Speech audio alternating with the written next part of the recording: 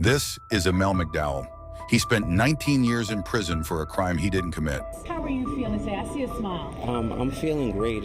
Emel McDowell finally knows the sweet feelings of joy. From the day he was arrested up until today, he's been telling the world he had no connection to this crime. A judge finally agreed and ruled in McDowell's favor. The indictment is dismissed. After 33 years, McDowell was exonerated of a 1990 murder, a murder that occurred when he was only 17. I was an honor roll high school senior. On October 27, 1990, in Bed-Stuy, Brooklyn, 19-year-old Jonathan Powell was shot and killed during a party in a local rec center. Initially, a partygoer identified McDowell as the shooter. The defendant identified the person responsible for killing Jonathan Powell. McDowell would identify the shooter as his own best friend. That friend wrote McDowell this letter in 1991, all but admitting to the murder, saying, "I don't think I deserve to walk the face of the earth because one of my best friends is locked up for something he didn't do."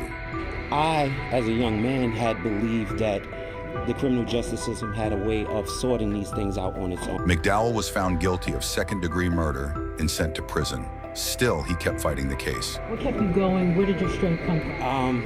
Honestly, it was a lot of prayer. In 2009, McDowell agreed to drop his appeal and plead guilty to a lesser charge of manslaughter. Days later, he was released. It was an opportunity to get home with my family. McDowell's fight to have the truth exposed didn't end there. The conviction review unit inside the Brooklyn DA's office agreed to take a second look at the case. And last year, McDowell's former best friend finally came forward and incredibly confessed to killing Jonathan Powell. After the real killer's confession and his exoneration in court, McDowell received a heartfelt apology. "I'm sorry it took us as long as it took us to get to this place." McDowell wants to go to law school as he tries to make up for lost time.